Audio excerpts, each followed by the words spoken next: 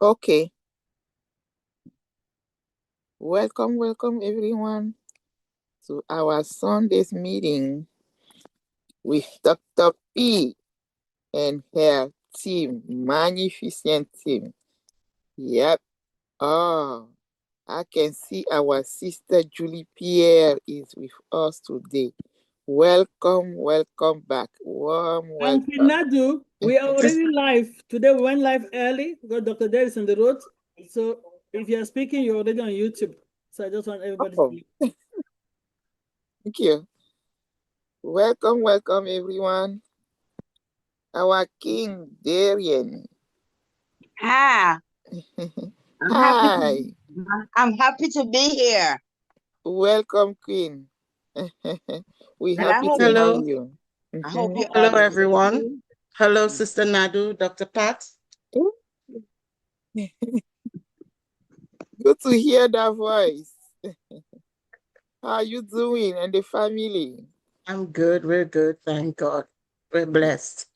Yes, I can see our sister Miriam. Hello, Queen Miriam.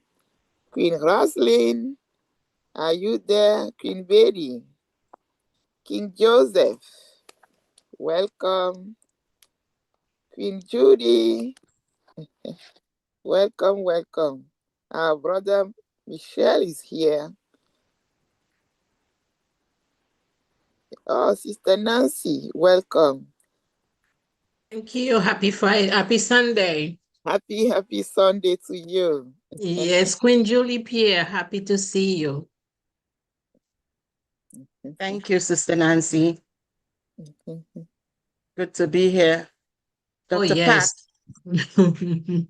Yes, my darling sister, welcome. Thank you. Nice to hear your voice again.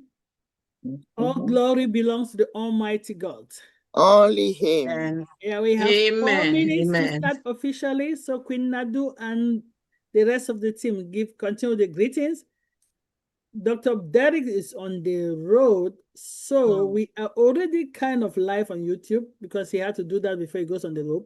Okay. Which is okay. We can greet ourselves in YouTube, not Wahala. But when he comes back, he can clean some of that part out. So let's not get worried that you'll be there for a long time. Go over, Queen Nadu. All right, thank you. We continue greeting our fellow members. Yeah. Queen Irene, always on the top. Hello. Hello, welcome. Sitting at the top. Always. It's good to know that. Once you up, you cannot go down. You got to keep doing it. Yep. Keep climbing. Yep. I can see I see someone here who is successful. I know we all want to be successful. Me. I had it on for another reason, and I'm trying to get it off, but that's me. I see Lily. Welcome. Thank you. No, it's just a reminder that everybody needs to get there. Can say I'm successful. Yeah. Yeah. We all need to say that we are successful. We succeed on something and we don't even know it. Just being here, just living. Yeah. Whatever happened to you? Hello. We have 4 minutes to go. 4 minutes. 4 minutes to greet ourselves and be jolly. Yeah. Not. We should be jolly. So yes, our brothers and sisters that have joined us on YouTube can see that we are in a bubbly family house. Welcome everyone. That is already on YouTube. Queen Nadu has the mic. Over to you, yes. Queen Nadu. We need to do that. Talking to each other. Check on each other to see how we are feeling. Even if someone doesn't want to say it, when you hear the voice, we can feel it. Yeah, because we are family. Yeah. It is. Some people are going in and out. It's okay. The weather is rough. It was rough on us yesterday. Yeah. Trees going down, blocking the streets, but we're still standing. We're still standing. We are going to hear of our amazing Queen Irene today. Yeah. Lift up. That's one of our goals. And we are doing it. Our sister Lerato is with us.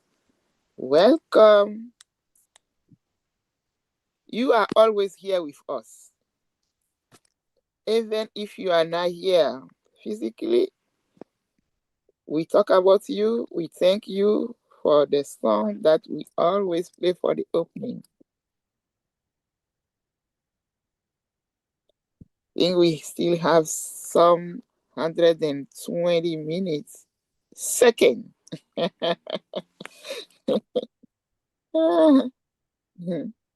don't want Dr. P to jump for her seat like 120 minutes to start. No.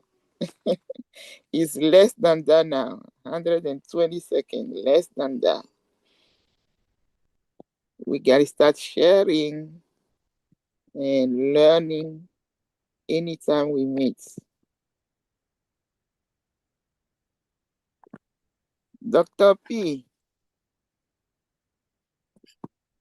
are you ready? We have 1 minute left. Sister Lerato is ready. If you are not, hey, start going. Born ready.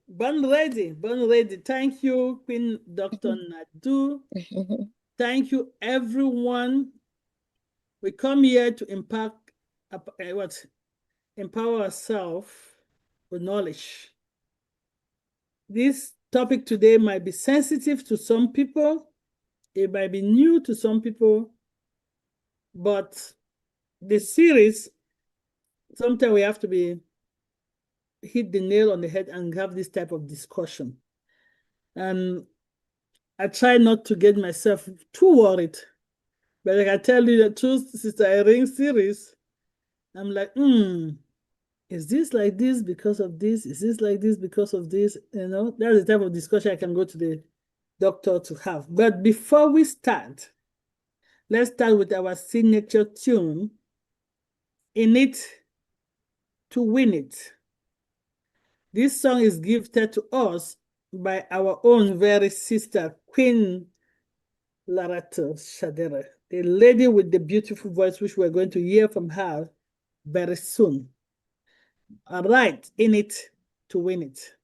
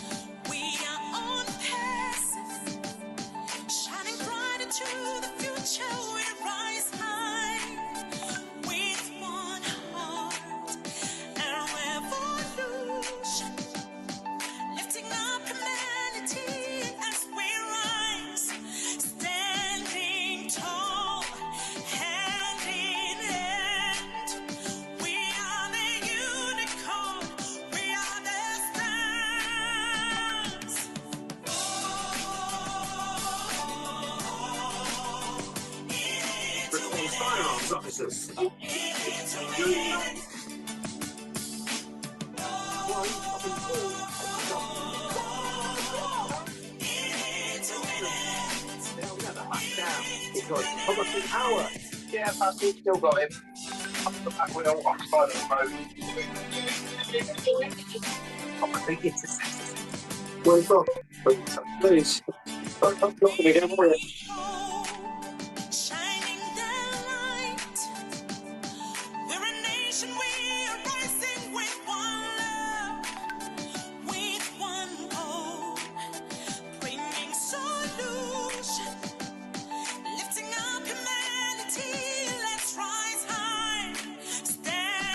Precious.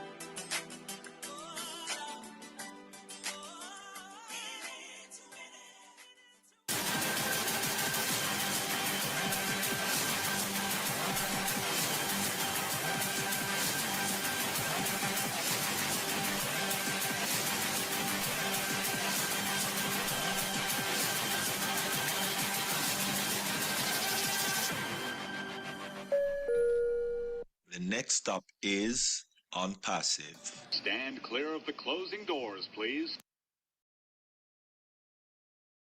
We are in it to win it. And our next stop is what? On passive. Until we have the new name, we'll continue to use the name on passive for now. Anyway, I'm not here to gap because I know you want to hear our great speakers today. The person that is going to motivate us today, give us something for reflecting, something to uplift us. It's not a stranger. It's somebody that you know. It's one of our sisters on this very beautiful platform. We just heard her voice. It's the one that when she opens her voice, she blesses. So I will not waste time. I'll call upon my queen, Sister Lerato Shadare, to uplift us today and to give us something to reflect on. Over to you, sis. Hey, sis, how are you? Can everybody hear me? Can you hear me? Yes. Okay. How is everyone? How are you, my beautiful sis? And everyone here, I'm just so grateful to be here. I'm grateful through all the travels and everything that traveling and everything. I'm here, I'm happy, I'm fueled. I'm just happy to be here and I'm glad to be alive. Like our sister always says that, life is not something that is just like you take it for granted. The fact that we woke up this morning, we have to give glory to God for waking us up, giving us another opportunity to love, to, make better choices and just live better, right? And empower each other, empower everyone around us, and just choose better every day. So I'm very glad to be here. And I give the glory to the Almighty God for this opportunity. So I don't know about you, but I'm really, really, really, really fueled. I am believing hard. I am trusting. I am hoping. I am just fueled for this dream of on passive, or another name. Sister Dr. Patience says, whatever name that we're waiting for that one, I'm still fueled. The dream remains the same. Whether the name changes or whatever, The dream is still the same. The destination is still the same. The destination is success. The destination is freedom from financial struggles. The destination is still the same. The dream is still the same. The name might change, but the dream and the goal is still the same. So this opportunity to talk to you today, for me, when I'm given an opportunity to talk, I always share my heart. I tell you that I share my heart, and I'll be going through things in the week. Maybe I read a lot, and sometimes I'll be reading some of my favorite writers, or I'll be listening to something and it will grab my attention, and I come here to share it with you. And something that stuck out to me in my seeking or my listening this week was Napoleon Hill. I don't know how many people listen to Napoleon. I think he's such a prolific speaker and writer, and he wrote a lot of things about. He writes. He's a metaphysician, and he talks about life, and he talks about manifestation and different things, and then a mindset. Basically mindset, right? So he's one of the speakers that I listen to, and something that popped out to me that I was listening to this week, he was talking about success. He was talking about success, that most of us want success, but most of us are not prepared. What comes, we think that success is you go from one point to the next and there's no in between. And this is what I shared with Dr. Patience, because we pray together on Fridays. We have a platform where we pray together. I said, if most of us we're given a chance to get to see there's somebody, their microphone is on, so it's just a little bit distracting me. So Dr. Patience, can you mute the microphone, please?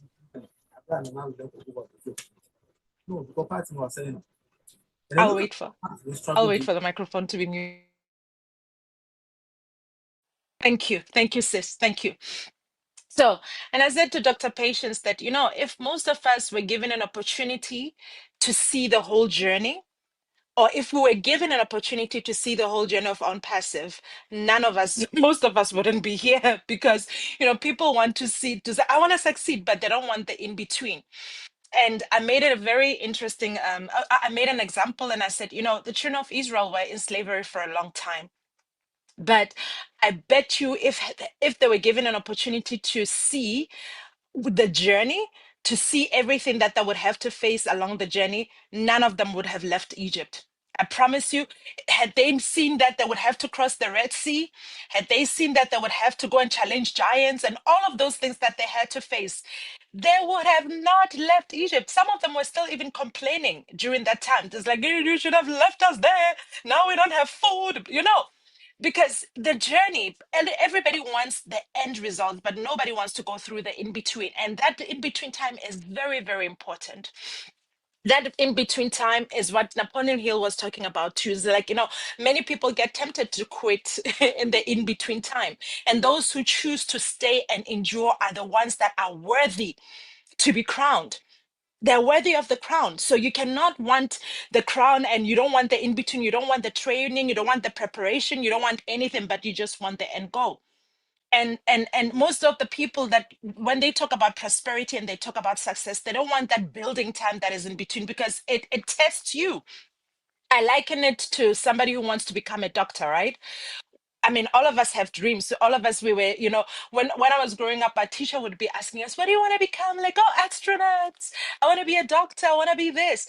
But, most people that go to medical school, or people who go through those programs to become what they say they want to become, some of them quit in between, because they want that, we all want that, what we're looking for, to become a doctor. But nobody tells you that the journey, the preparation, that time that you're at the university, you're not sleeping. Like, if you ask any physician right now, doctors who are, people who are preparing to become doctors, and they tell you the training is vigorous. It's not for the faint-hearted. A lot of people quit in between and they change their faculty or change completely their studies. They go for something else, because it's not for the faint-hearted. You have to be committed to the dream and to be committed to that thing that you want to become. So it's not for everyone. For people who want to become astronauts, they'll tell you that the training is not for everyone. I'm speaking about this because this applies to everything that we want in life, whether it's changing our mindset, whether it's whatever. We have to be committed.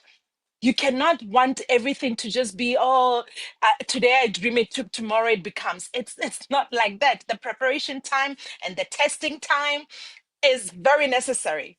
to make you to crown you worthy of what you're looking for.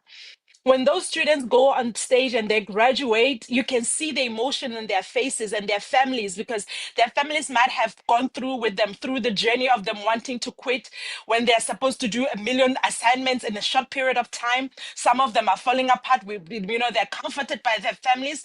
So when their families are coming to attend their graduation, they know the journey. So when they express the joy and they're proud, they know what it took for them to get there. Some of the students are struggling through funding. They have to fund their studies. They have to work while they're studying, right? They wanted to become a doctor. And so they're doing everything possible to stay the course. They're doing everything possible to stay the course. If it's funding that is their obstacle, they go out, they work, they come back, they study. So they're juggling work and studying because the goal is, I want to become a doctor. Whatever it takes in between, whatever that I have to pass through, the goal still remains the same. I am chasing that dream. It's going to become a reality. So I remember after when we saw our CEO came to talk to us the last time. I'm sure a lot of people, because he spoke about the dream is still the same, right? The dream is still the same. We're still going after that dream. But I know that there are people who are a little bit like, they were tempted to quit, or they're tempted to lose hope or whatever. And I'm like, the bigger the dream, the bigger the commitment that you have to invest, like mentally, spiritually, and otherwise. The bigger the commitment that you have to invest, and it's going to require a lot from us. That energy, because people were thinking, oh, there's on passive, and from today and I join and everything happens, blah blah, everything is there. No, the greater the dream, we all have to invest, whether we're investing emotionally, spiritually, whatever. Some of us are investing in prayer because we know that this dream is being built for us, right? We've joined, but my job is to believe in it. My job is to take part and pray for it. That is my job. That is my investment. When things are going haywire, it's my duty to get on my knees and say, Father, you promised us this. I pray. And I'm like, God promised us this, because this dream, I believed in it. I believe God is in it. So my investment in it is prayer. I cannot lose hope and join those who are saying, oh, whatever. No, I'm not joining those, because I'm not going to keep focused on those naysayers or whatever. I'm not going to focus on that. I know what the dream is for me. I want freedom. I want, all these things that we set for ourselves, that wealth that we're looking for, everything that we're looking for. I'm invested in that. I'm not quitting. And whether it comes through on passive or it comes in, I am invested in it. Whichever way, form, whatever God chooses to bless me, I'm invested in that blessing. So I'm not quitting. I'm not quitting, right? I'm not quitting, and I'm not losing hope. Things might look like they're delayed, but that time, Napoleon was talking about that the delay is necessary sometimes to shape us, to sharpen us, right? That delay is necessary.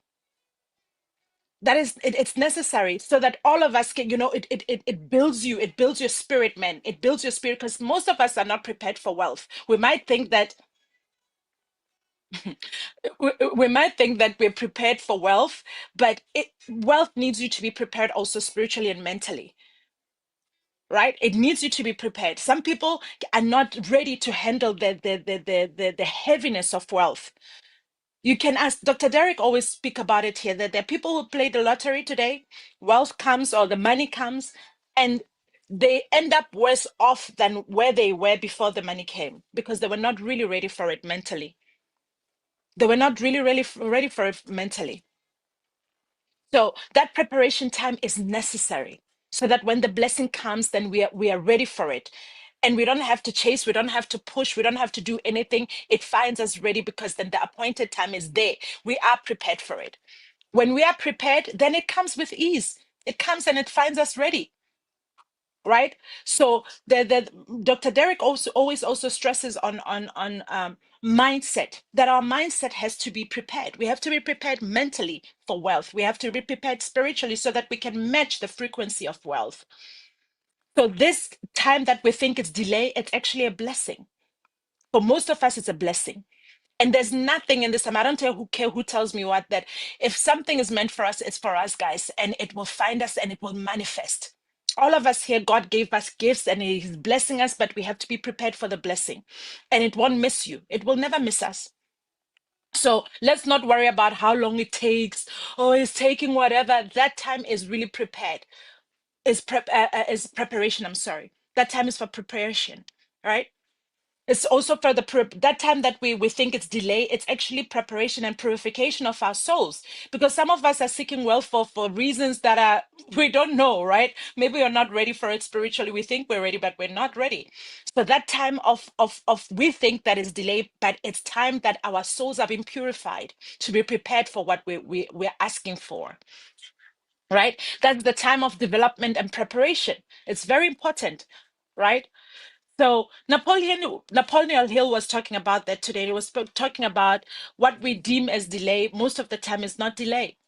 It's not delay, because the bigger the dream, the longer you have to wait. And for me, when he said that, I thought about, let's say a woman is looking for a baby, right? Somebody's trying to have a child, and they've been trying. They finally fall pregnant. That lady that fell pregnant doesn't think that she's going to give birth after she falls pregnant. The baby's going to come immediately after 2 days or a month. Doesn't happen like that. You have to wait through the gestational period for 9 months. And through that period of 9 months, you're eating healthy. You're preparing for the child that you asked for. You're preparing for the child that you asked for, right? So the gestational period has to happen, guys. You have to wait for 9 months. And the bigger the dream, the longer you have to wait. I was looking at animals, like the largest land mammal is an elephant. An elephant is pregnant for 22 months. 22 months, because it's big. It's the largest land animal on earth. So it has to wait longer to give birth. And that period has to happen. It can't just be pregnant today and give birth tomorrow, because whatever it's going to give birth to is bigger. The baby elephant is big. The brain needs time to develop all those things that need to develop. It needs time to, you cannot rush the process.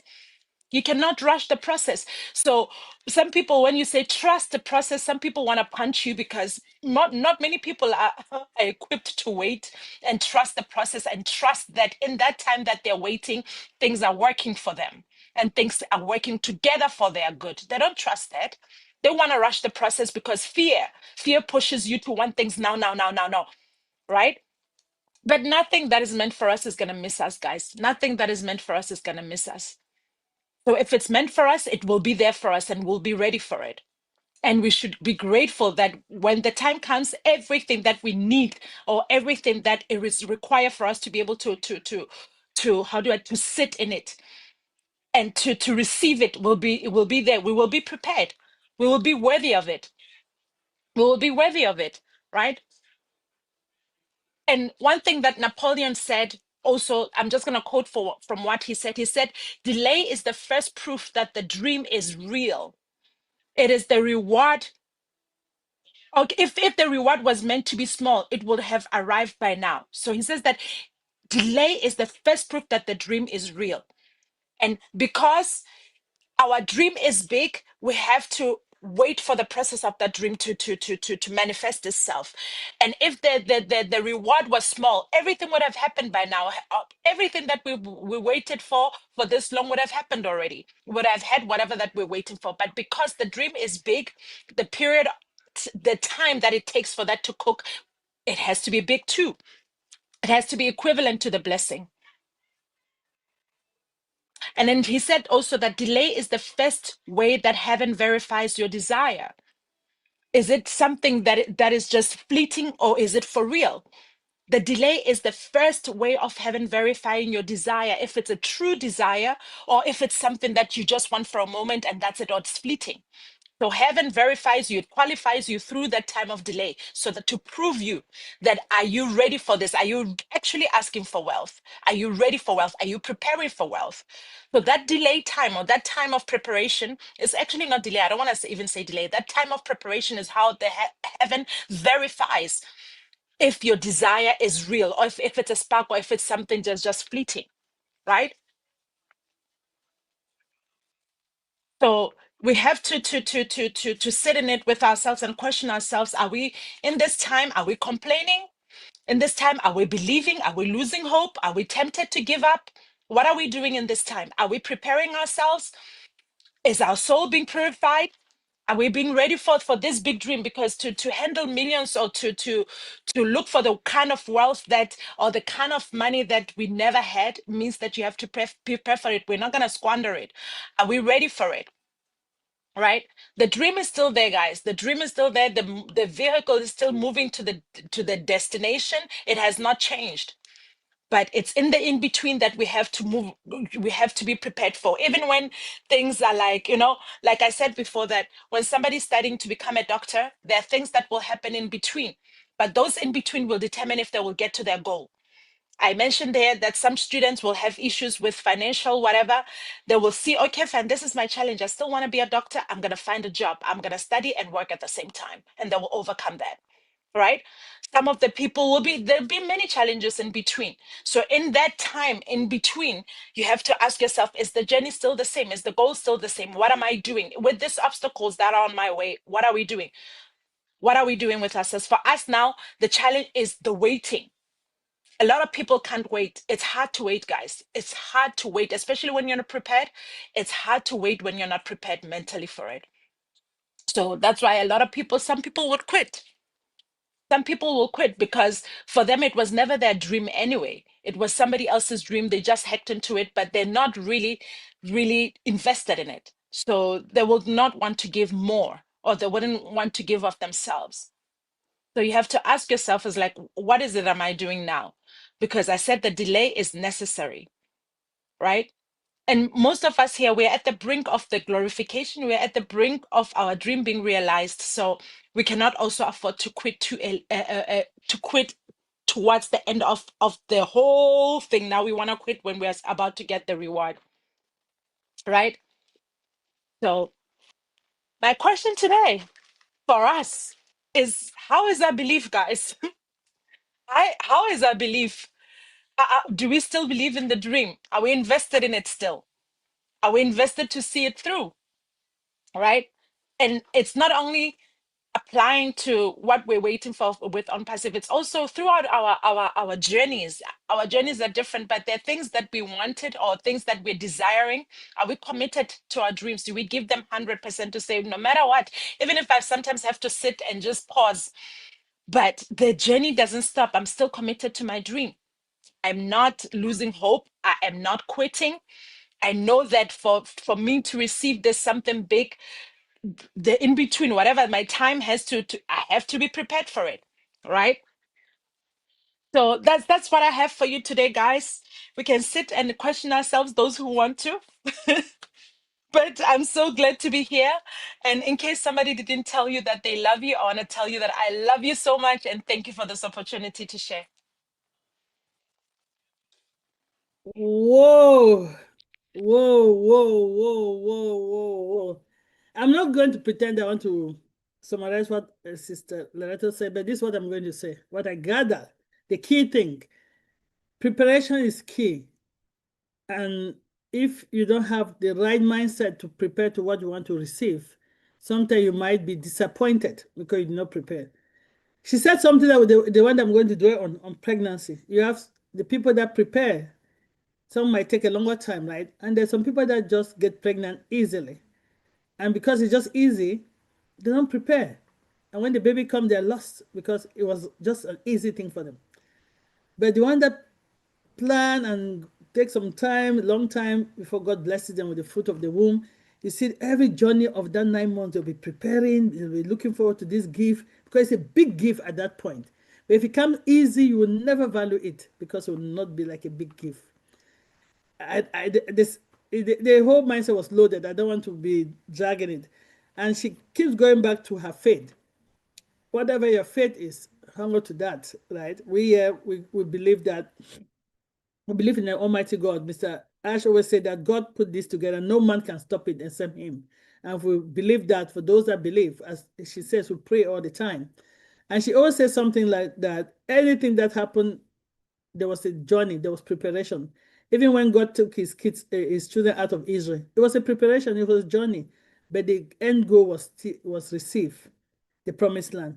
So let's just get the right mindset while we wait for the huge prize to come.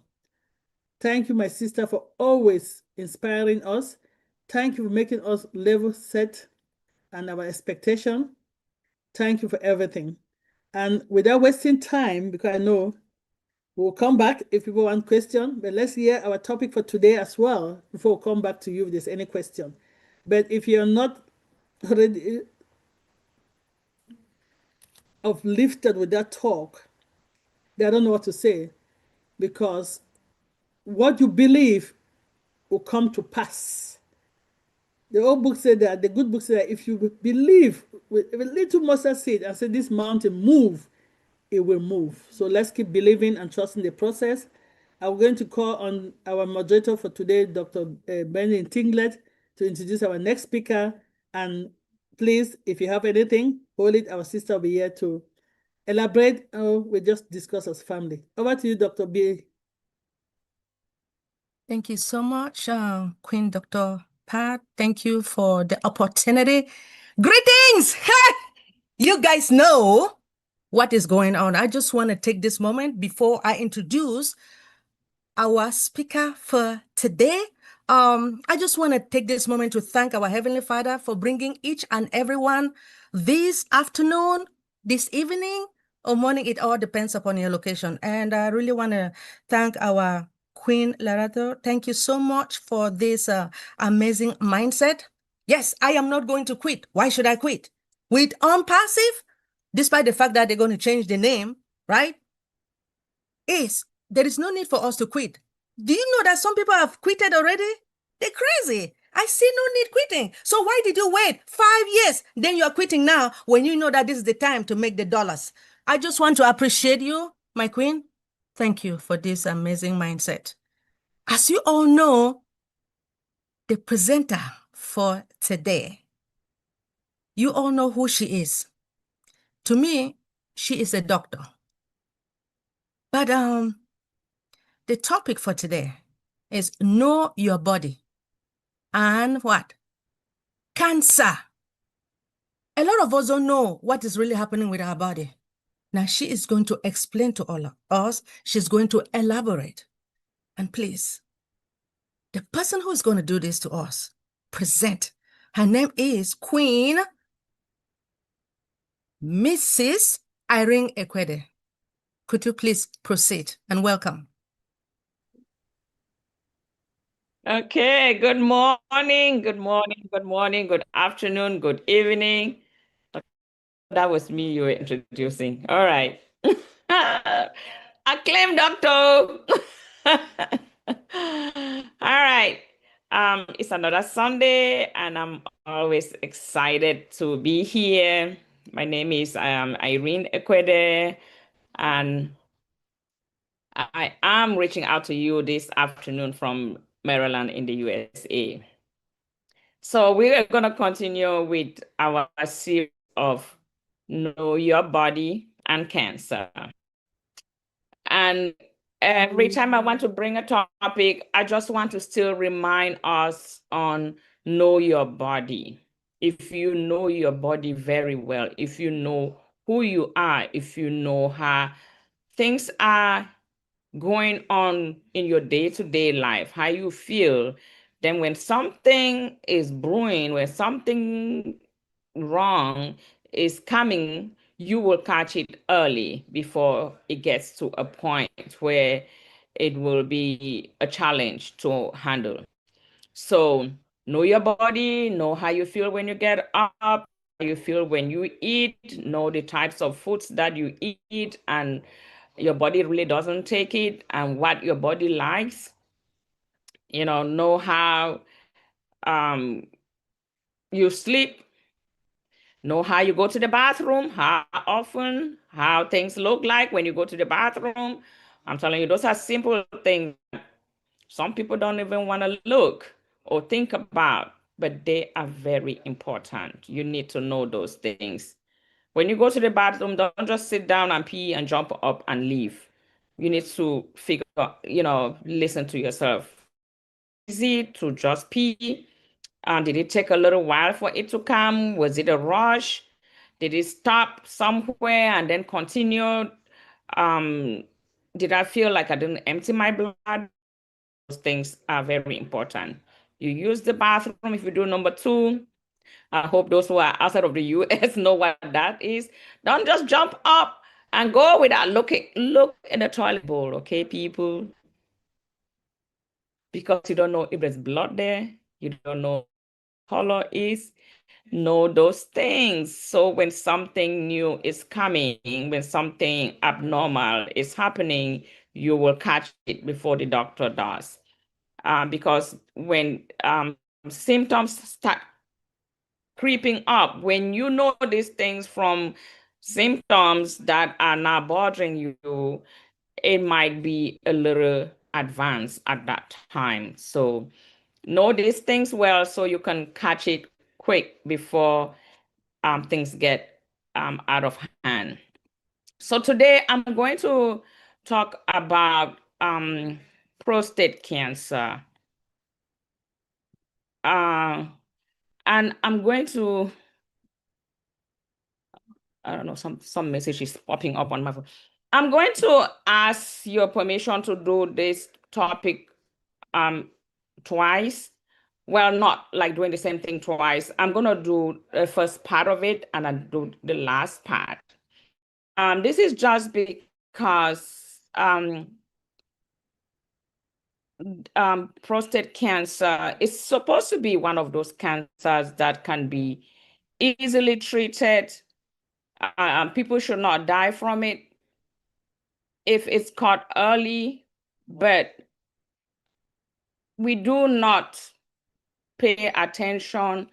And lately, we've been having people die from prostate cancer when they shouldn't really, too many people dying when they shouldn't really be. Please let me know if you're seeing my screen. Yes. Okay. Just recently, we lost a friend, and I was so devastated because he was diagnosed with prostate cancer, but at a later stage. And so even after all the struggles, he still lost the battle. But I'm sure that if this was found a little earlier, it shouldn't have been, the result would have been different. I'm trying to get our faces out of the way. All right, so today I'm going to talk about prostate cancer. And the first question is, what is prostate cancer?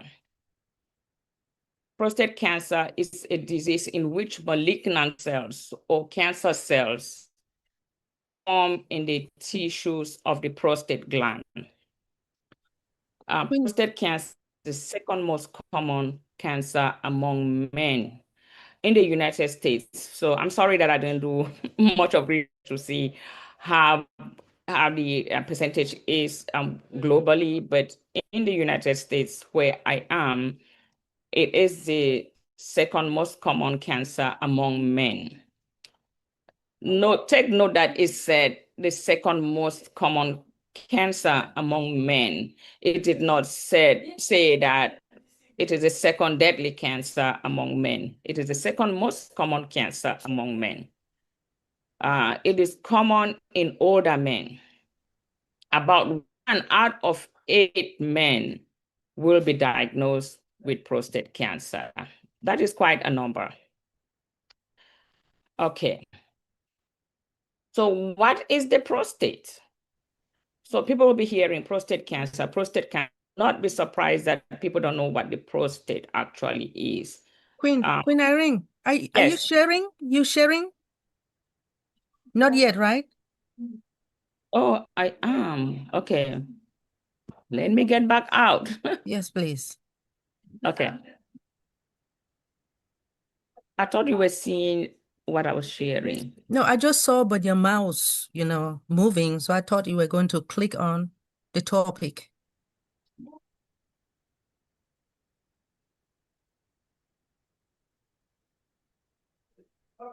Okay, let me start all over.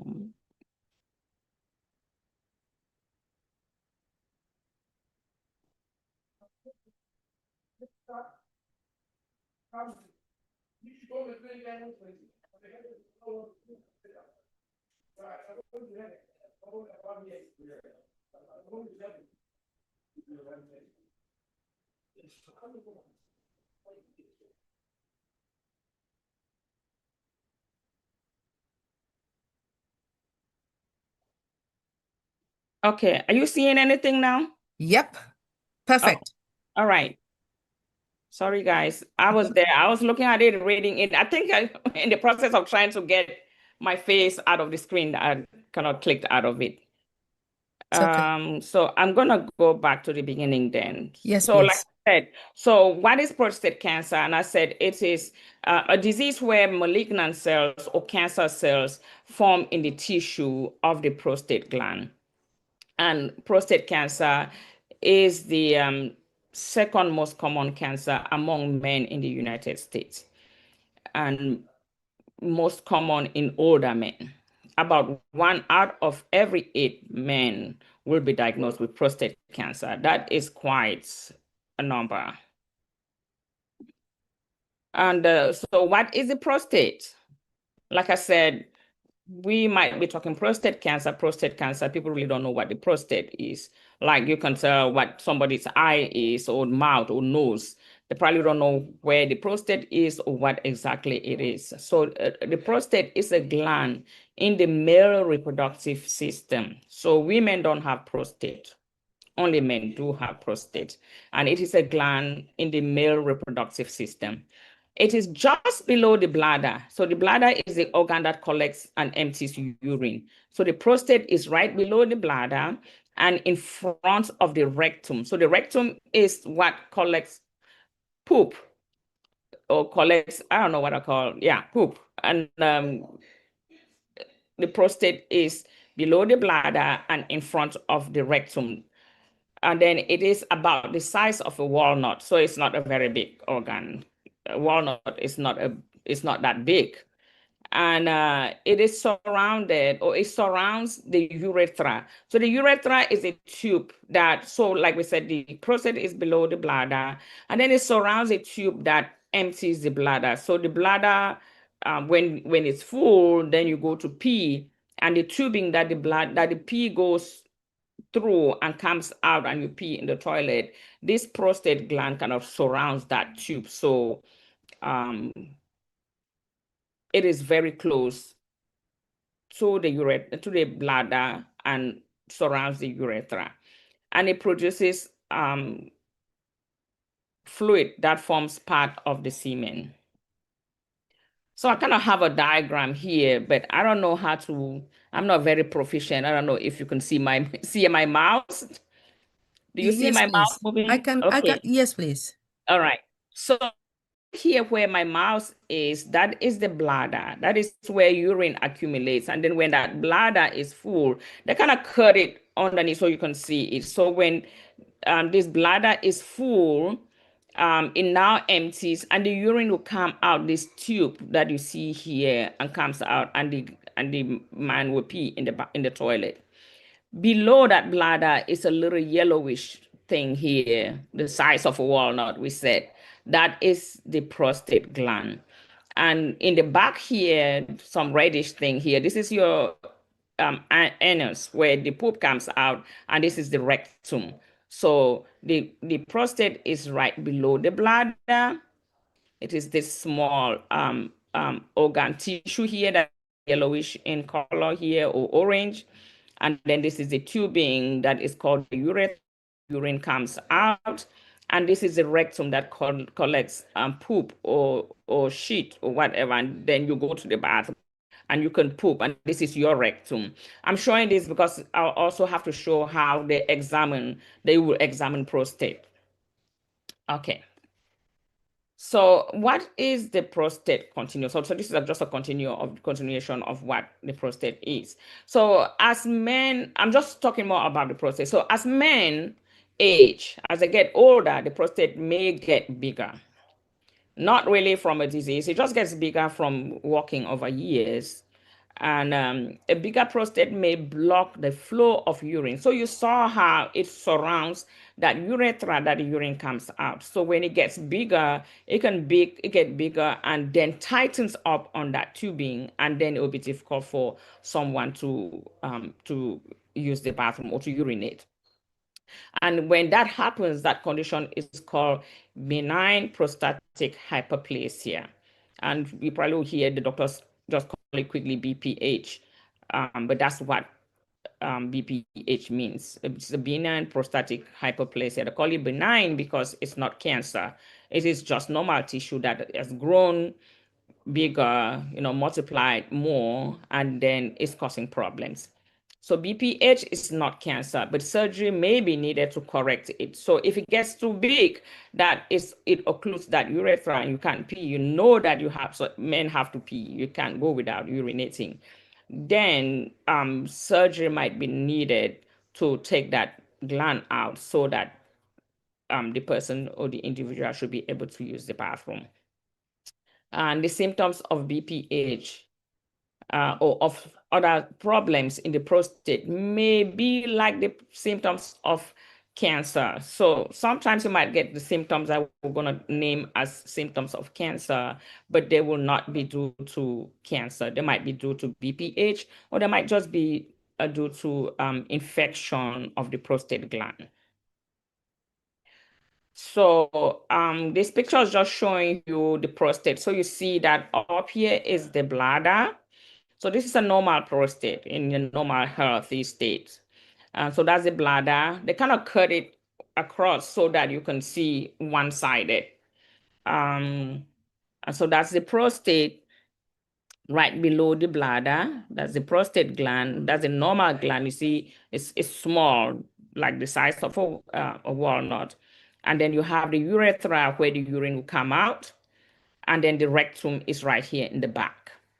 And then on the right side of the screen, you now see where you can have an enlarged prostate gland. So you see that it's a little bigger, and it might be pressing on the urethra and kind of like reduces the lumen. And this might just slows how much urine comes out. So you might take longer to pee, or it can actually occlude it that you won't be able to go to the bathroom, you won't be able to urinate, and then they have to do surgery to remove the entire gland. All right. So what are some common facts about prostate cancer?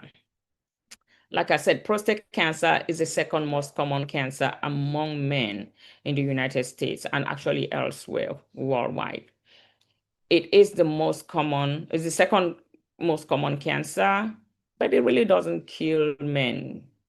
It's mostly common in older men, so you will not hear young people. It is unlikely. I'm not saying that it's not possible. Young people do get prostate cancer, but it is more common in older men. About 1 out of 8 men will be diagnosed with prostate cancer. I think I said that before. And it's also saying that most men diagnosed with prostate cancer do not die of it. So that's why I stressed earlier that even though it is the second most common cancer among men, it really doesn't kill men that much. All of that would depend on when it was diagnosed, how you handle the treatment, and what you do with your life in general, which we're going to discuss those later on, probably in our next conversation. So prostate cancer occurs more in Black men than in white men. That has a lot to do with our lifestyle and also the fact that we really don't go for checkup. Our Black men don't really go for checkup frequently like the white people will. When we are not having pain, when we are fine, life is fine. Doing our regular checkups is not a routine thing that our Black men most likely will do. So it is not really that this doesn't occur in white people, but it's that white people do their routine checkups and they will catch things way ahead of time that before they become, they get to fruition. So that is why it is more common in Black men than in white men.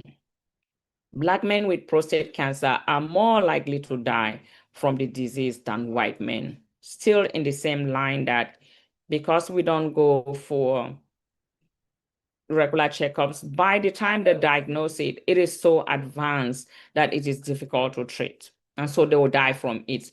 Unlike their counterparts, that they will diagnose them at an early stage and they will treat it and they will be living life. So screening, I'm going to talk about screening for prostate cancer. So screening is looking for cancer before symptoms appear. Looking for cancer or for prostate cancer, in this case, before symptoms appear. This can help find cancer at an early stage and be treated. I cannot put stars there because it does help find cancer in an early stage and stop it before it even goes anywhere. When cancer is found early, it may be easier to treat.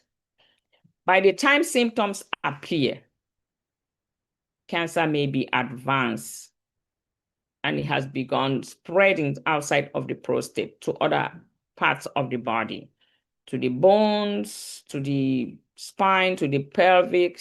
Pelvic organs now have the cancer, and at that time it's really difficult to treat. So screening tests may be repeated on a regular basis. So they will say, okay, at age 40, you have to start doing PSAs. You have to start doing rectal exams for prostate. That is screening. They are not saying that you have cancer or you are at risk. They're just screening, making sure that they catch something early. So this may be repeated.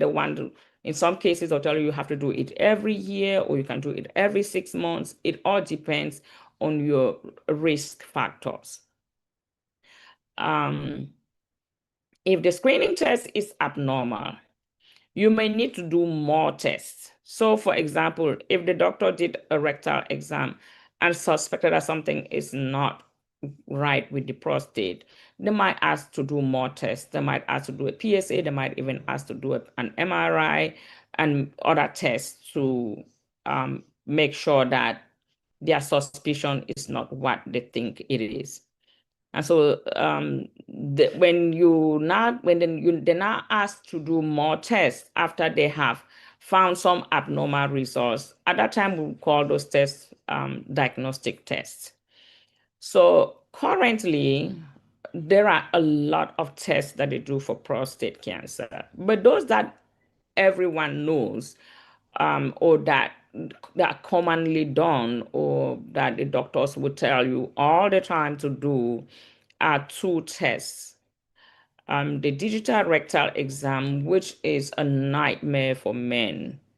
That's one of the reasons why they don't even want to go do this test, because they hate this particular test. And then there's another one called the PSA or prostate specific antigen test. That one is a blood test. Thank goodness they have that. So the digital rectal exam is not the first thing to do. It used to be before that was the only test that they did. And now we have the PSA. Thank goodness. So, but there are more screening tests that are being done in clinical trials that the doctors are trying to, or scientists are trying to figure out so that there will be a lot of tests and better tests to diagnose prostate cancer. So I talked about the digital rectal exam that is a nightmare for men. I think one of my meetings, somebody said, oh, they abuse men doing this rectal exam. They are traumatized doing digital rectal exam. Well, just brave it. It's once a year. Or if you are high risk, you can do it once every 6 months. I don't see why it should be a big deal. You go through the trauma once every year and you should be in good shape. It's better to do that than to now get to a point where you will now be running around with fear in you because you have these bad cells growing in your body. So digital exam is an exam of the rectum. Like I showed in that picture earlier, the bladder is at the top, the rectum is at the back of the prostate. And so this is an exam of the rectum. The doctor or the nurse will insert a lubricated gloved finger into the part of the rectum to feel the prostate for lumps or anything else. Just the size of it, if it's bumpy, if it's, whatever that they're going to find, if it doesn't feel normal, then they'll be thinking that something is not right. So this is how that exam is done. So you have the man line. So now they cut this person longitudinally. So we're only seeing one leg on the bed there. So they cut the other side out in this drawing. So you see that whoever is doing this test have the gloved finger, and they usually lubricate it with Vaseline or some lubricant, so it's easy to slide in and out the rectum. And you see that the finger gets right there to the spot where the prostate is, and they just touch. And they can feel if the prostate is bumpy, if it's bigger than it's supposed to be. And then if they find that something is abnormal, then they will do more tests. And then we have what I said, thank goodness we have this test. So the digital rectal exam is not commonly done anymore. Well, in most developed countries, because I'm sure that even in some underdeveloped countries, they probably still do the rectal exam because they don't have this test yet. So the PSA, or the prostate-specific antigen test, is a test that measures the level of that hormone in the body. PSA is a substance that is made by the prostate. So increased amounts in the blood of men, there's an increased amount in the blood of men who have prostate cancer. So the prostate does produce this specific antigen, and it has a level in your body, and that level is normal. It should be positive. You shouldn't have a negative PSA. But the levels, when they start getting higher, which we'll talk more about those during our next presentation. When the level is getting higher, it is usually not just prostate cancer. Even when you have an infection of the prostate gland, the PSA can also be elevated. Even when the prostate is grown bigger, like we talked about it earlier, when you have a BPH, sometimes the PSA might be elevated. So it doesn't really specifically tells you if it's prostate cancer or not. But in the case of prostate cancer, definitely the levels are a little higher. The level of PSA may also be high, like I said, in infections and other prostate conditions. A PSA test or a digital rectal may be able to detect prostate cancer at an early stage. At an early stage that, you can just take a few hormones and the cancer is gone. Studies are being done to find a way or find ways to make PSA testing more accurate. So like I said, you can still get it in other conditions of the prostate, but research is trying to get more details about PSA to be definite that is there like a specific level that when it gets to, or are there any other things that accompany PSA or whatever. They want to get details where this PSA test can be more definite, can be the best test or more accurate to diagnose prostate cancer. I think I wanted to end here today because I feel like that is a lot for us to assimilate, especially for our men. And I would like that when we come back next time, we will do signs and symptoms. We'll do the diagnostic tests. We will do the what predisposes you, what are the things that increases your risk of having prostate cancer, lifestyle risk that can increase your risk of getting prostate cancer. I would like for us to do that during our next presentation. So at this time, I will stop here with this, and I would like for us to, especially our men, well, even the women too, because we are always the force behind making them go to the doctor. So if we have any questions, I'd like for us to understand this first section of the prostate cancer before we continue during our next presentation. So. All right. Thank you so much. We really appreciate you, Queen Irene, because the topic that a lot of us are bringing into this dream team, it is what we really need. And when it comes to this cancer or prostate cancer, our men, you are really trying to educate our men. And again, for the Black men, not to be afraid. Since white men, they always go to the doctor. So why can't white men go to, our Black men go to the doctor? You don't have to be afraid, Black brothers.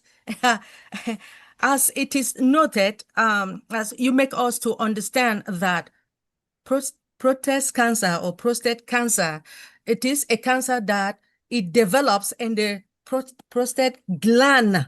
Yeah. And with what? A small walnut, which is the shape that I saw in men, that produces what? The fluid, which nourishes and transport the sperms, right? And it is very common. Again, it is a common cancer that in men, especially those over 50 years. So those who are young, the men who are young now, they should just prepare themselves, because, hey, we cannot run away from what is going to happen in our body when we get older.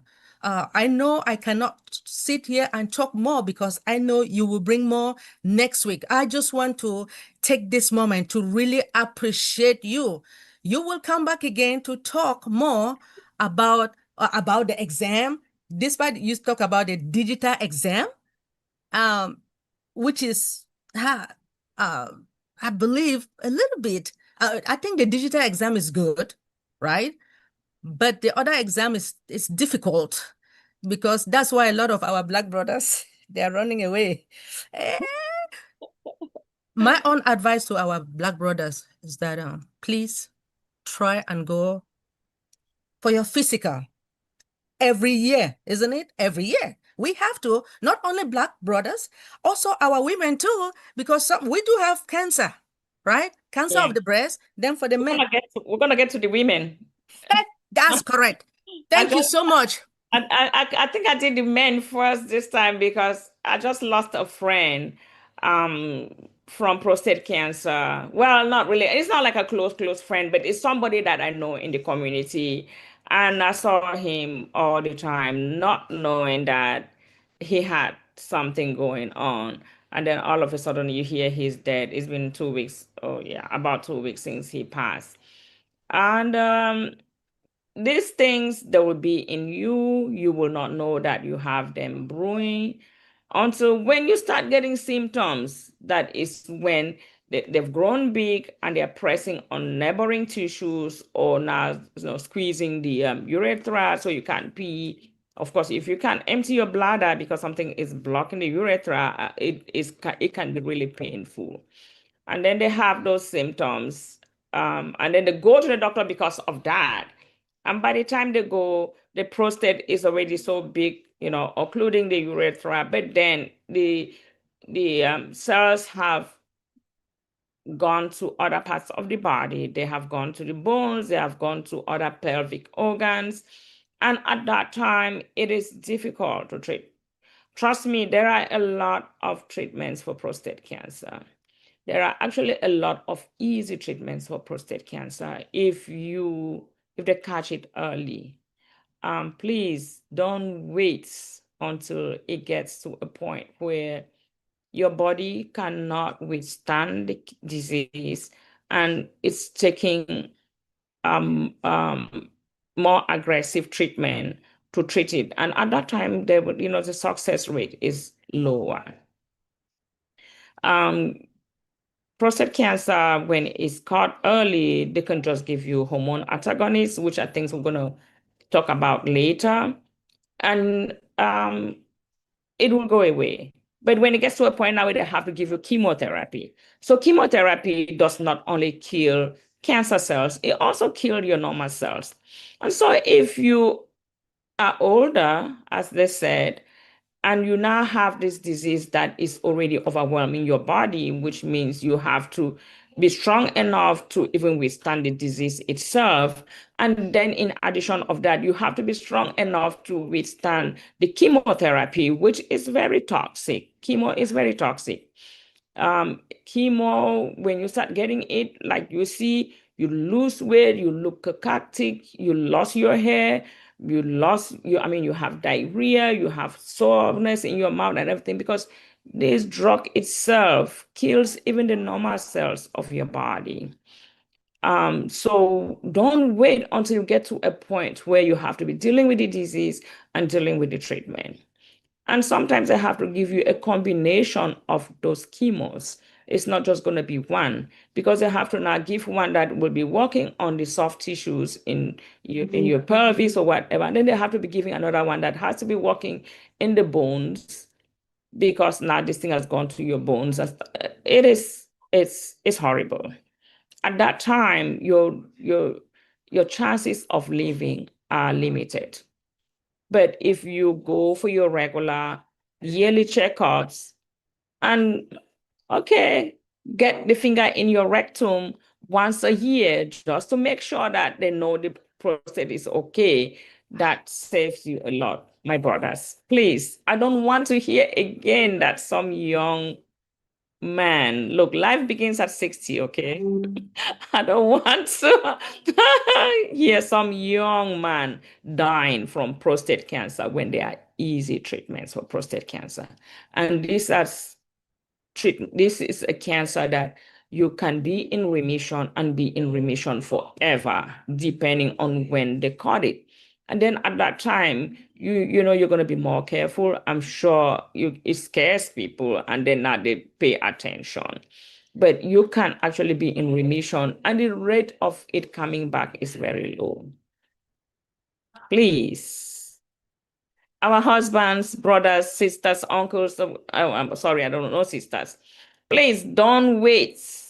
Don't wait until it is too late for you to go to the doctor. Thank you. Thank you so much, Queen Irene. I really appreciate you. And I believe our brothers, they have heard. And hopefully, if they have any question, please, if you guys have question, just wait when the time comes for the question and discussion, and you will be able to ask your question. And our Queen Irene is here, and she is going to provide you guys with the answer. Thank you all. As you all know, our next topic is the updates. King Dr. Derek, are you available, please?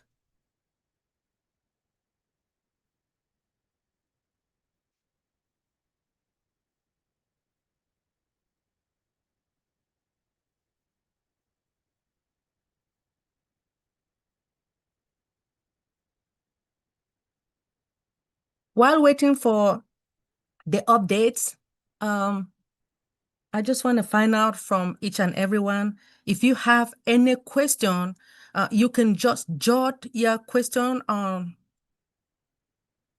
the chat, please, at the time, for now, until we wait for Dr. Derek to come back. Thank you so much.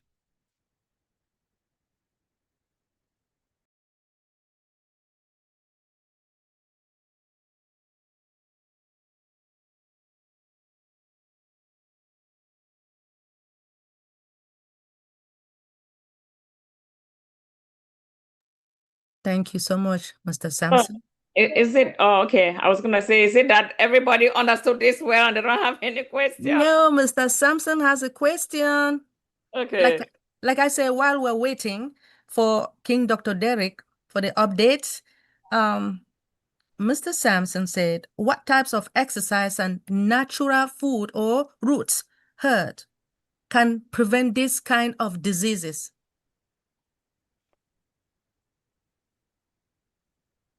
Oh, all right. I don't think I really have anything specific that is for prostate cancer, what you can eat. I mean, you just need to eat healthy. Avoid lots of red meat, beef. I don't know, red meat a lot, because there's some people that just eat a lot of red meat. Do a lot of vegetables. So when you eat your food, generally just do a balanced diet and do more veggies than the meats or the beefs. Enough carbohydrates. I'm sure that everybody knows what a balanced diet is. And just do that. And then don't be too sluggish or be what they call a couch potato and don't move around much. Just exercise. Exercise, drink lots of water. You need to flush your bladder and flush your organ. So drink lots of water to make sure that you flush out any toxins in your body. I will have to look on that if there are any specific recommended foods to eat that would prevent prostate cancer. I don't think I know any at the top of my head, but generally you just have to eat healthy and that should do it. And be active, exercise. Thank you so much. King Samson, I hope you have understood, but you will bring more information next time. Thank you so much. I'll look to see if there are any specific recommended diets to prevent prostate cancer. Okay. King Joseph, could you please unmute yourself and ask your question?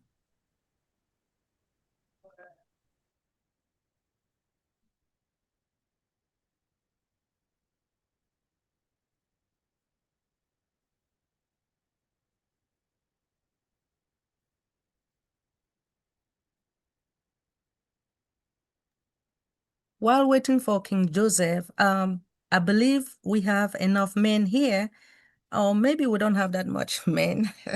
Yeah, I'm kind of surprised that I'm not hearing from them. Maybe we don't have a lot of them here today. Maybe we have more women. But women, ask the questions for your husbands, for your men, for your boyfriends. Well, as for me, I have no man, no husband, no boyfriend. So the rest of the women, ask question. I will say the good thing for us women, please just remind them to go to the doctor. If they want you to be there to hold during those rectal exams, please do. That will be helpful. Because the one thing that I know is that even as tough as men are and powerful, there are certain things they just can't withstand pain. Because, doing a rectal exam, I don't know why it's such a big thing for them. Don't the women have those exams too? We do have vaginal exams. They don't only just stick a finger, they even probe us with all kinds of dilators to do even just pap smears and all that. And we do go. So why is it that the men won't go? Why? Don't make it to such a big thing. Just prepare your mind. It's a 2-minute exam and it's over for a year. Please do it for us because we want to have you people around strong, not just getting someone show up one day. Oh, I can't I go to the bathroom. I can't pee. And then they realize the pee comes and then stops and then continues. Oh, don't even. And then that's when they go into the doctor and then it's too late. Maybe women ask the men the questions. Brother Joseph is here. Brother Joseph, I know you raised your hands up again. Where are you, please? Oh, we have to unmute him. Sorry. Where is he? Let me. Let me unmute him. Is he back? It was like he came up and then went back down. Okay. Sorry, Brother Joseph, unmute yourself. We had to take the mic off because we didn't want the noise. Go ahead, Brother Joseph. Thank you so much. Thank you for the presentation, Sister Irene. As you are inviting the men, I think I should speak on behalf of all of us. The idea that you said they are only older men, it starts from the younger men before they go to the older men. So, what age group do you call older men? When you say 60, there are some 40 who are already going through that, but they don't go for the exam. And by the time they start going for the exam, when they have turned 50 and going over, that is when it becomes more. Since you have partitioned this in two, most of my questions will be in the part two. Okay.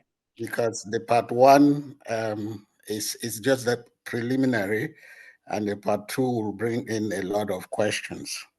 So that is, yeah. Thank you, sir. Yeah, so that was my intention. I wanted for us to like know the basics, like know what the prostate is, where the prostate is, what kind of things can happen to it, like we did, and the tests that it can do for screening. I wanted us to know that well, and then the next presentation, yeah, we'll go into the real deal with prostate cancer. The signs and symptoms, the diagnostic tests, the treatments, even the preventions, all of that we'll do in the next presentation.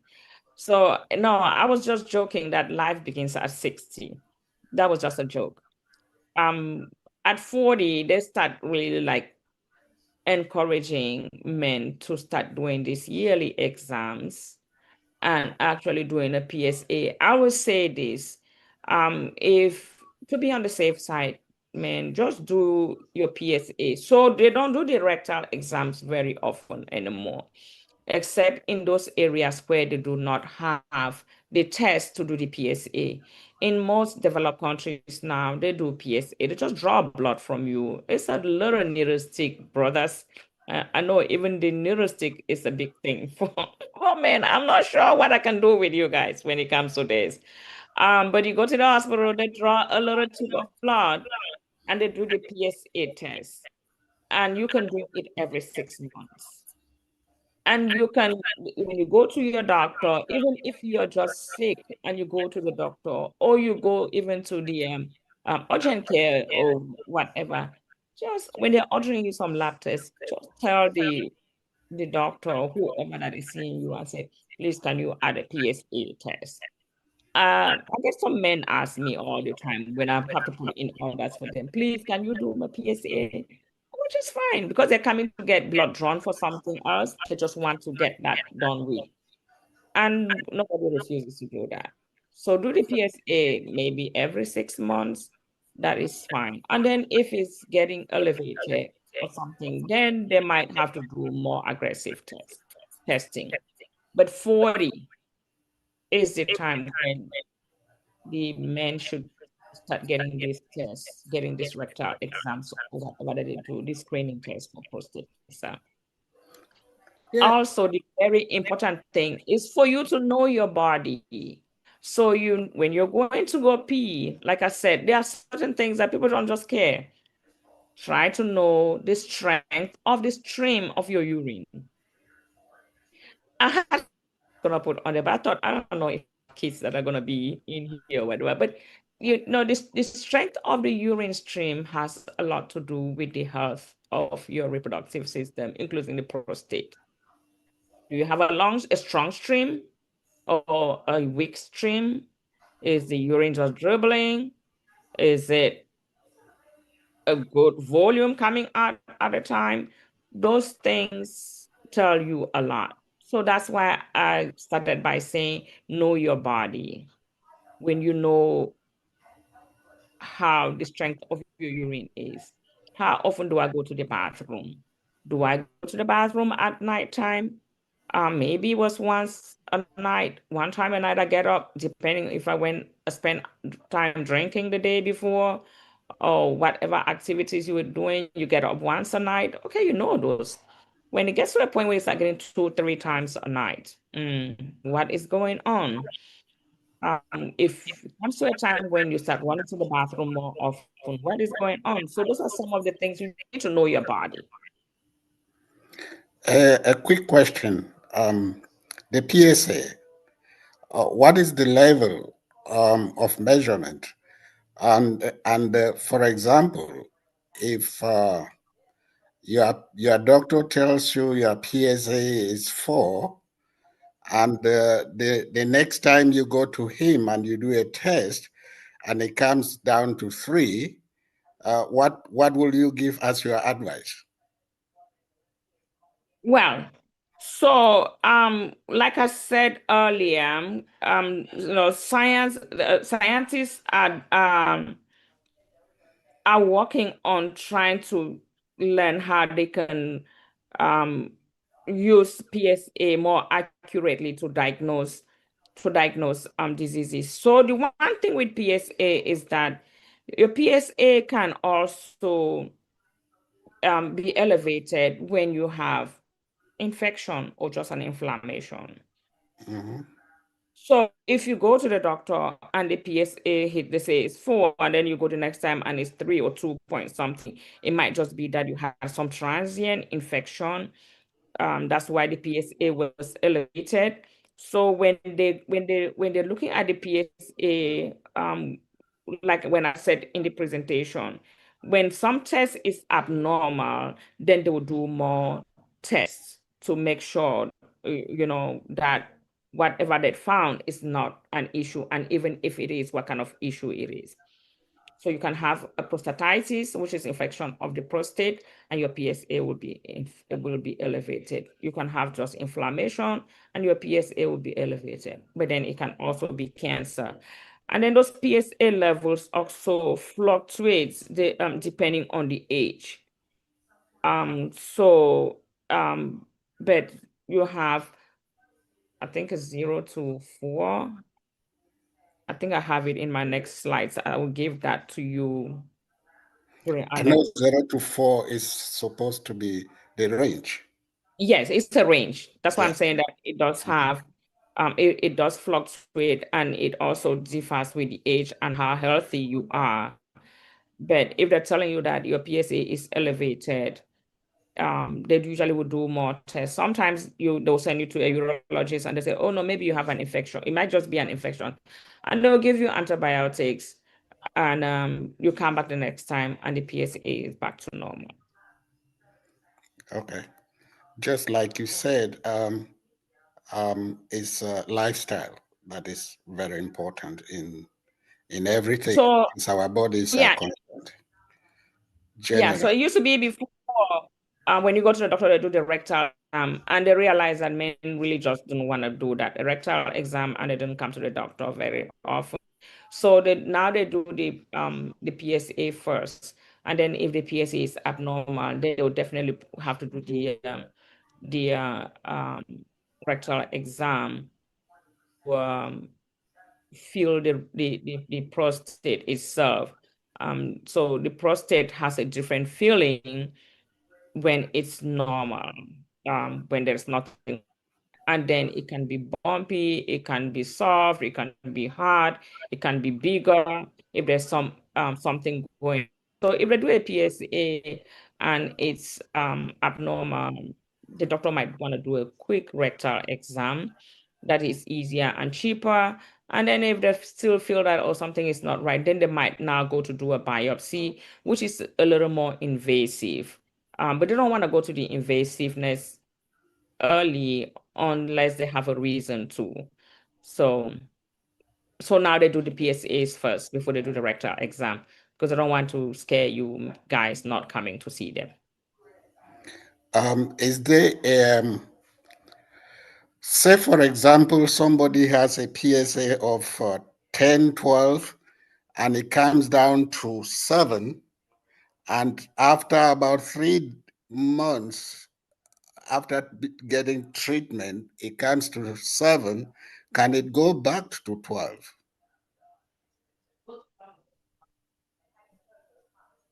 So what was the question again? So is there a problem? No, yeah, the person already is diagnosed with prostate, and the PSA is at 10. And then it comes, and he starts treatment, it comes down to 7, and he continues the treatment. He goes to another doctor or for another test in another place, and they tell him that the PSA is 12, whereas the order before he went there, it was 7, from 10 to 7 and 12. So this like I said, this is a substance that is produced by the prostate gland. And so if in a disease condition, like in the case of a cancer, the cells they'll produce more, and then the levels will be high, and you can be getting treatment, but those levels can never really like be fixed. As long as those cancer cells are still in that gland, those levels will fluctuate depending on what the cells are doing. Okay. The only other time that you will really see that they go down and they stay down is when the cancer cells are being eliminated and like killed. And so they are not producing the PSA anymore. But those levels will fluctuate. But it shouldn't go from 10 to, 10 to 7 is not much of a difference. Okay. Because also, depending on who does the test, the labs that are doing these tests are different. Sometimes it's good to stay with the same lab because they have the same devices, the same volumes that they will use, and the same spinning machines that they will use to, collect whatever they collect. If you keep to the same labs, that is good. Going to different labs, they might have just little differences in the processes that they do the same test, and you might have little differences. So it's good to stay in the same place, know that they're using the same process in doing the testings. Like for example, even with like CTs and PET scans and all that, it's good to go to the same place and use the same machines because I don't want to be going into details on how they do CT scans, but they look at those, they cut through the tissues. Some places will do 5 millimeter cuts, some places will do 1 millimeter cuts. And so they'll give you little differences in the results, which it should not be any significance in the differences. But for someone who is sick and looking to see things going down, if you went to A and they said 10, and then you go to B and they said 7, then you go to somebody else and it goes back to 10, it might not really be much of any difference, but it's just probably the technique that they did to do the test. Okay, thank you. The problem was that the person was here in the US, and then he did a test before he traveled. And when he traveled to Canada, he went there and did a test again. From 7, it went up to 12. So I was thinking that it could be the lab or something of the sort. That is just why I was asking. Yes. Yes, it might be the lab, the whatever that they're using, the processes, their equipment, and all that can make much of a difference in the test results. Thank you so much. The important thing is, how do you feel? So sometimes, you're doing this. So even when you're doing the PSA, it's also good to do scans. So they look at the shape of the prostate. They look at the sizes of the tumors. So even though the PSA, since they are a fluctuating test, the more precise results would be measuring the tumor size. So if we did a PET scan or CT scan, generally they will actually measure the diameter, And every time that you come to do repeat scans, they do measure those same diameters at the same spots to see if it's decreasing or increasing. And that is where you pay more attention with the treatment rather than really the PSA levels. The PSA levels is just like more like a signal giving you a heads up on doing more detailed tests. Okay, thank you so much. In your next presentation, please, could you try to find out what are the causes, bacteria, fungi, or whatever, so that the men should also know and know what type of things they are doing that are attracting them to those type of bacteria or viruses and so forth. Yes, we'll work on that there. Thank you. I'll respect your request. Thank I you. will do more research. Thank you. Thank you, sir. I see Dr. Queen is up. Her hand has been up. My dear Queen Sister Irene, you and our brother discussions answer some of my questions. Yeah, the clinical practice trying to get away from this digital rectal exam. I don't know why. After the men will make us go and press our boss on a mammogram machine, they don't want to be. And they'll make people to put their whatever in whatever, and they don't want theirs to be put. So it's okay. We'll leave it like that, right? And if you're a man over 50, definitely over 50, you should start getting your yearly checkup of your prostate. Yes. And as Sister Irene has already said it, we know PSA is non-specific. It's non-specific, but it's a starting point, right? And that's why when it's definitely under 4, like dead under 4, they just say, okay, let's leave it alone. When it's between 4 and 6, it's 4 and 10 or 4 and 12, something like that. Sorry, Sister Irene will tell you the numbers. 4 and 6. Is it 4 6 or 4 10? 4 6. Between 4 and 6. When it's that range, making more investigations. Yes, when it's between that range, you make more investigation. If it's higher, then I don't know, it's higher than 12 or something like that, you're under more observation, more these two things. So it is a starting point, but it's not something for you to just go be frightened. But it's good to have that starting point. As Sister Irene said, it must be benign inflammation. It could be anything, and they can adjust it at that point. And they now, as you said, science is improving. I think they're going to start using free PSA as well. And I think sometimes we are between 4 and 10. I think it's 4 and 10. They will try to do a free PSA to get more information. So yeah, so prostate cancer is one of the cancer that somebody say if you want to have a cancer, you want to have it because it's slow to kill. So if they detect it early, just imagine. So it is, for lack of a better word, treatable in that sense, if they say slow to kill. But again, what is it? Early detection is the key. Early detection. For every type of cancer, early detection is the key. But there's some cancer that people say, okay, it's a better cancer. I don't know that it's a good word to use compared to some, because it could be. When I always go to do my yearly mammogram, I say, man must have designed this machine, right? And they don't want to go and do their own. I don't know. But yes, Brother Joseph, thank you for the insightful questions. Let's just start going our yearly exams. We, the women, do our yearly breast mammogram exams from the age, is it 50? And men should be from 50 and above. But if you have family history, as Sister Irene has said, you want to start going early, 40. And they're advising women to family history to start early. I think they're bringing, so please, sometimes you have to push your doctors, push them. Remember, they're human like us, push them.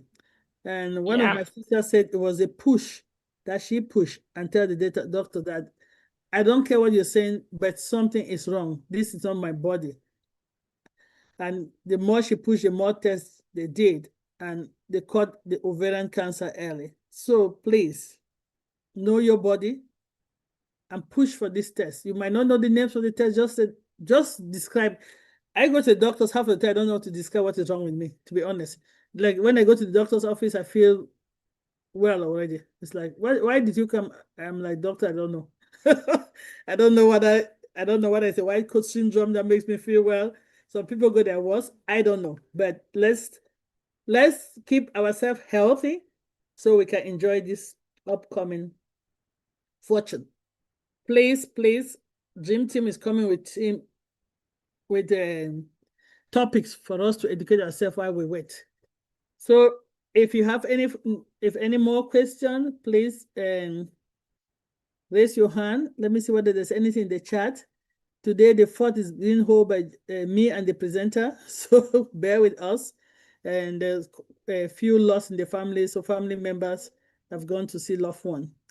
So I don't see, I'm seeing anything in the chat that needs to be answered. Thank you, Queen Teda.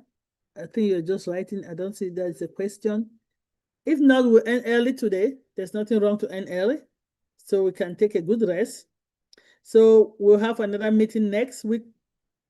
Is what, the 14th? Yes, I think it's the 14th of September. Then the last 2 Sundays of September, Dream Team will not be having a meeting.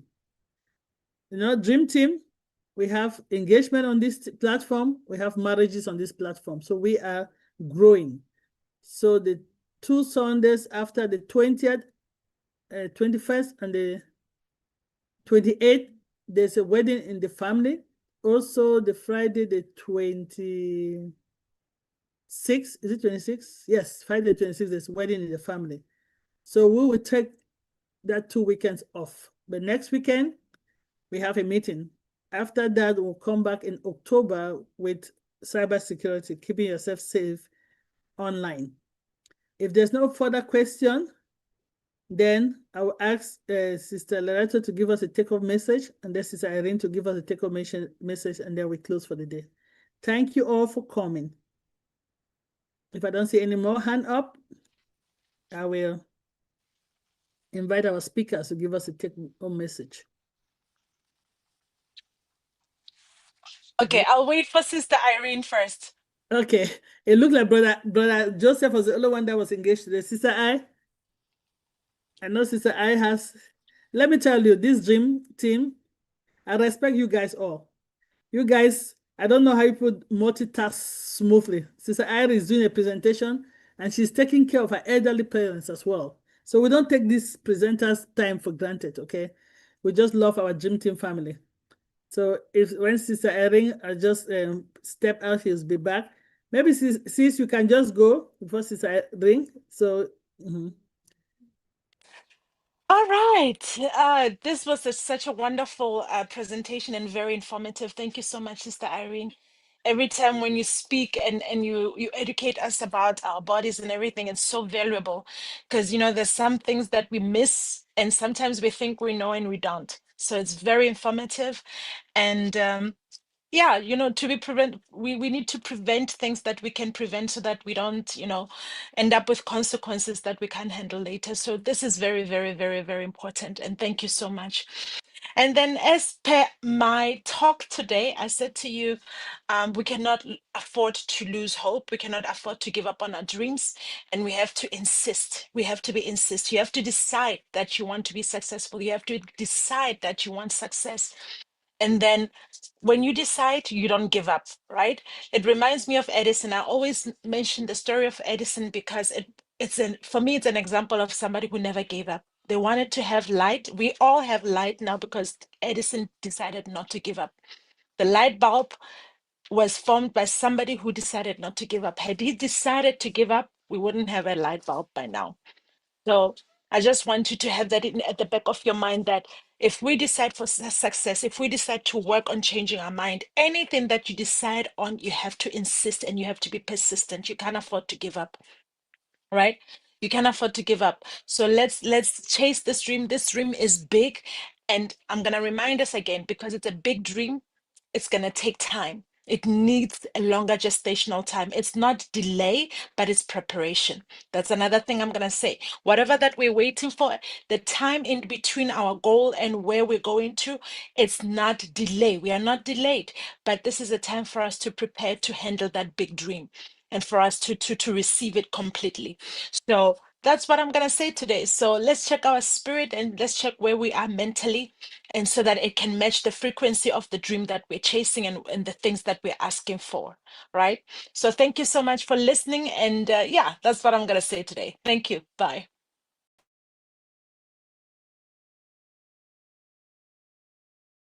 All right. Thank you, sis. And I don't know if Sister Irene is back. Sister Irene, are you there to give us your closing remark? I know you might have jumped out. Let me.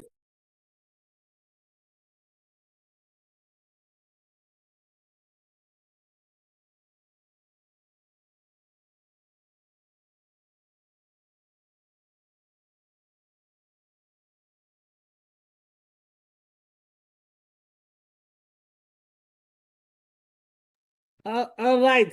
I think Sister Erin will give us a closing remark in part 2. As I said, we have 2 weddings in the Dream Team family. One is my daughter, one is Sister Irene's daughter, one is one of our sweet couples that engaged last Sunday year on this platform.